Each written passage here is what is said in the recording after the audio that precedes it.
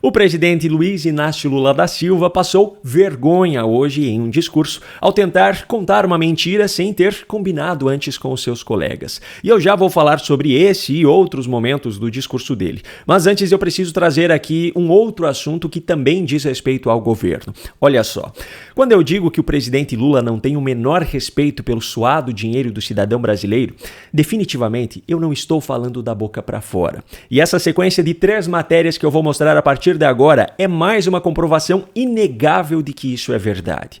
As 3 reportagens em questão são do mesmo autor, mas foram publicadas em datas distintas ao longo dos últimos dias. Acompanhe aqui comigo. Governo Lula criou 273 cargos políticos em estatais e recebeu alertas sobre risco de governança.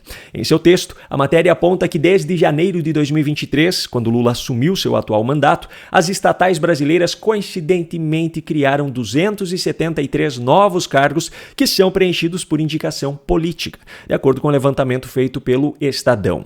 Esses cargos, segundo a reportagem, são ocupados hoje por petistas, pessoas ligadas aos demais partidos da base do governo e também por familiares. E o custo dessa expansão é de pelo menos 206 milhões de reais por ano.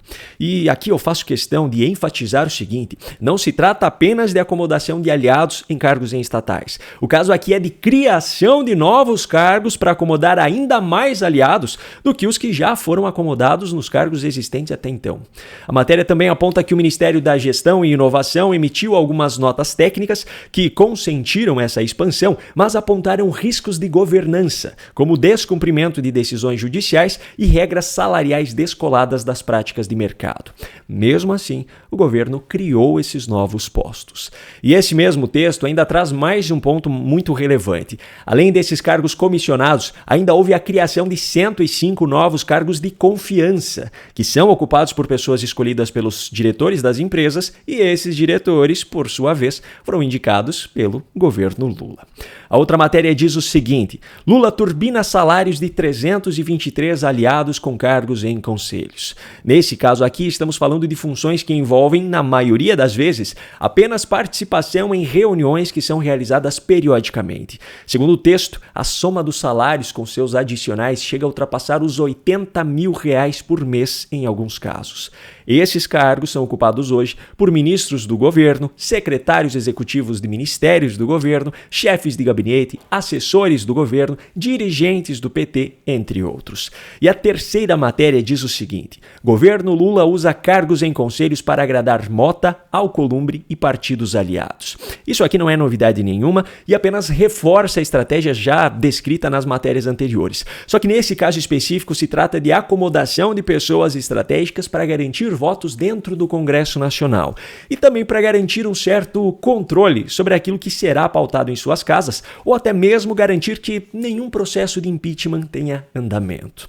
Enfim, a conclusão diante de tudo isso é muito simples.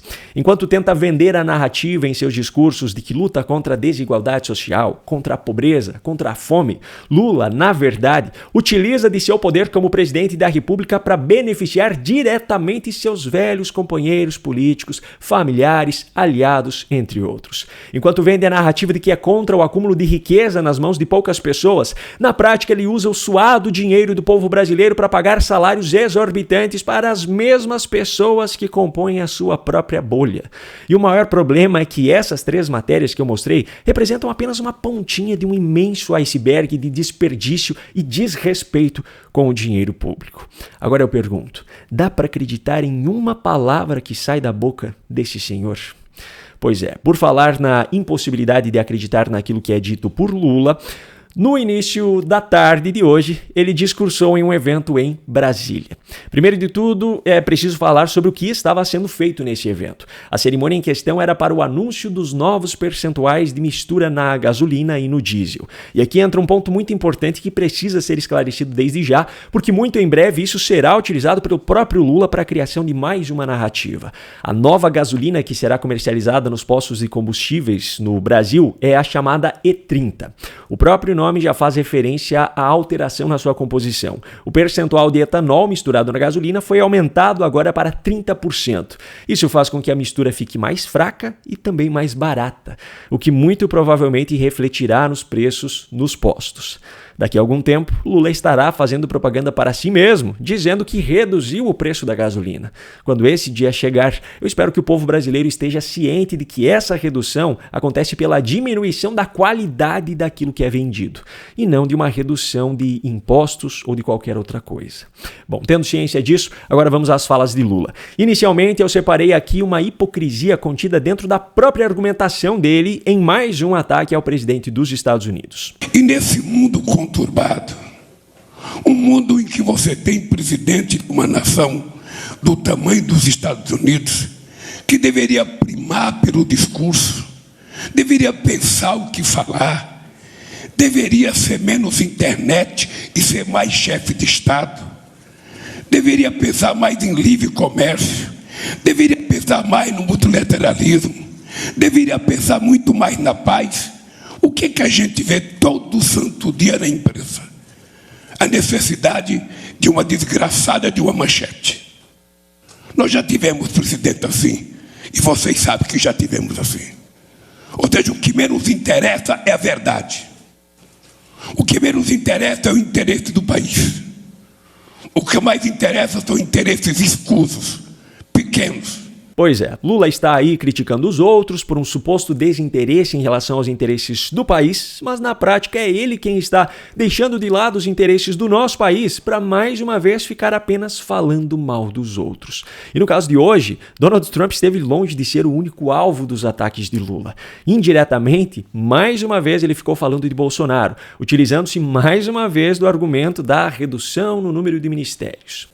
Esse país que tinha ministério totalmente desestruturado, como é que a gente imagina um país não ter Ministério da Cultura? O que significa a cultura na evolução da humanidade? Mas tem gente que acha que não precisa, porque artista é progressista, artista é avançado, artista faz coisa no palco que determinada pessoa não gosta. Ou seja, quando na verdade a cultura, ela retrata a cara da sociedade que a gente é. E todo mundo gosta. Mas esse país jogou fora Ministério da Mulher, Ministério do Direito Humano, Ministério da Igualdade Racial, Ministério do Trabalho. Lula chama de desmonte do país, mas para muita gente isso significa apenas redução nos desperdícios, corte de gastos, responsabilidade fiscal. Lula vive com essa narrativa de que esses ministérios são todos essenciais, mas a verdade é que não passam de ferramentas para articulação política através da acomodação de aliados, como nas 3 matérias que eu mostrei no início desse vídeo. Ele sempre bate em cima da tecla de que este ou aquele ministério são essenciais para representar determinados segmentos da sociedade, mas, ao contrário do que ele diz, a lógica é muito simples. Não é porque existe um segmento da sociedade que é classificado dessa forma, de acordo com um determinado parâmetro, que se torna necessário existir um ministério especificamente para ele. As mulheres, por exemplo, representam mais da metade da população do nosso país e são, sem dúvida nenhuma, indispensáveis para a nossa sobrevivência. Mas não é por isso que é preciso existir especificamente um Ministério das Mulheres para gerar mais gastos. Afinal, os homens também são indispensáveis para a sobrevivência do país e definitivamente não é necessário que exista um Ministério dos Homens para representá-los. Enfim, o fato é que Lula prosseguiu em seu discurso e algum tempo depois ele acabou criando uma situação completamente constrangedora por querer citar uma falsa verdade sem ter antes combinado com seus ministros. Ele quis argumentar que o atual preço da gasolina já era inferior ao preço praticado em 2022 e pediu para os seus ministros citarem essa diferença. Mas acabou que um ficou olhando para o outro, Alexandre Silveira acabou citando um suposto preço da gasolina agora, que não é verdadeiro, e no fim das contas Lula tentou mudar para o diesel. Então, companheiros e companheiras, eu queria que vocês anotassem, sobretudo a imprensa, o que o Alexandre Silveira falou aqui. Hoje, a gasolina brasileira é mais barata do que era vendida em 2022. Quanto? 6,12.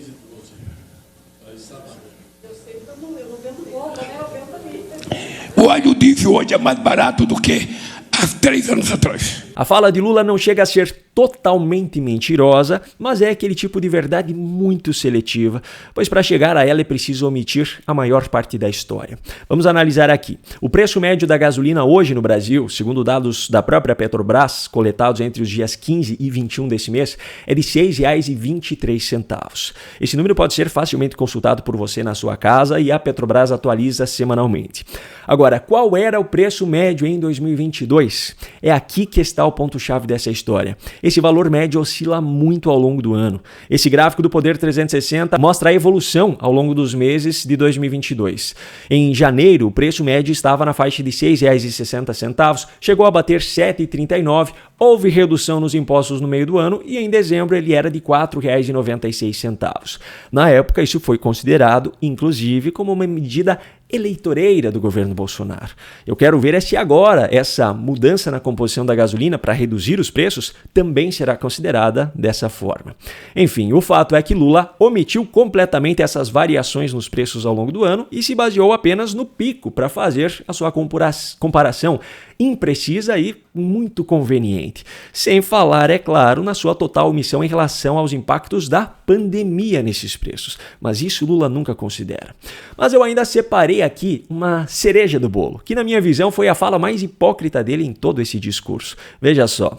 Sabe, feliz é o empresário que quando a empresa cresce, ele reconhece que foi os trabalhadores que fizeram ela crescer. Ganancioso é aquele que quando a empresa cresce, ele acha, fui eu. E não dá um mérito para aqueles que realmente fizeram ela crescer. Ironicamente, o mesmo cara que chama um empresário de ganancioso por atribuir a si próprio a responsabilidade pelo crescimento da sua empresa, é o cara que há poucos dias disse isso aqui. E eu, graças a Deus, descobri uma coisa. Deus deixou o sertão sem água porque ele sabia que eu ia ser presidente da República e que eu ia trazer água para cá. Agora eu pergunto, se aquele que atribui o crescimento da sua empresa ao seu próprio esforço é ganancioso, a pessoa que acha que Deus deixou milhões de pessoas sem água para que ele levasse para essa região é o que então?